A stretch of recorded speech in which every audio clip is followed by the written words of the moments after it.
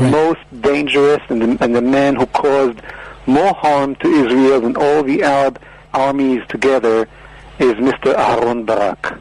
In the last 10 years, being the head of the justice system, he controlled the Israeli agenda and the direction that Israel takes in all aspects, specifically in taking Israel from the direction of a Jewish state to a direction of a state of all its citizens. Gush Katif, you can see this man fingerprints everywhere, in a bad way, I mean. Now, Aharon Barak, the minute he left his office, when he finished, came out publicly and said he's against Israel as a Jewish state.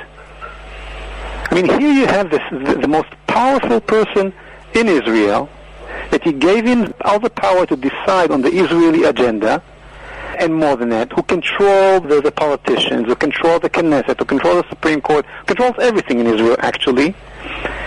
And when he finishes, he does not hesitate to come and tell you publicly, I think Israel should be a state of all citizens. That's what he said. So when I have to choose between the politicians' corruption, people who are corrupted, and personally I must tell you, I don't like Lieberman. And I definitely did not like Olmert before him.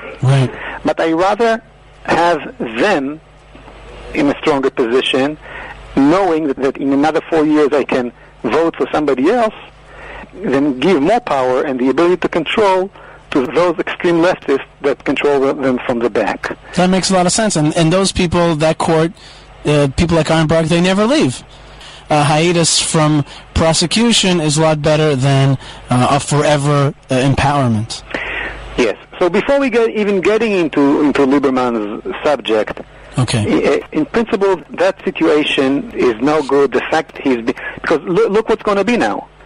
The police finished investigating Lieberman, and they gave their results to who? To Mazuz, who was appointed by Aharon Barak. These are all the same Chonta, as they say. They're all the same group, okay? This is the same Mazuz. Now, what happened with Mazuz when the police finished investigating Sharon?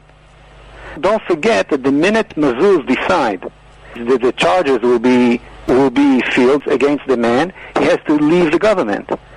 So now Mazuz can do whatever he wants, as he did with Sharon. He can decide. He needs to think about it. For how long? I don't know. Another 10 years. Another 5 years. Another half a year. Depends on what? Of course, if the guy he is dealing with is going to be good to the extreme leftist agenda. As we saw with Sharon, that's what pushed him to destroy Gush Katif, and when he did that, all charges were stopped against him. So if Lieberman wants Mazuz to take his time, all he needs to do now is to at least don't open his mouth when Bibi is destroying outposts and small settlements and talking about two states, to a Palestinian state and so on. And now you already have a good reason to think and to understand why this terrible hawk, why you don't hear his voice, and why he's not doing anything when Bibi is freezing the settlements in a much deeper freeze than Olmert before him, including the settlement where Lieberman himself lives in. Nukdim. So that gives you an idea of what's going on over here. Okay.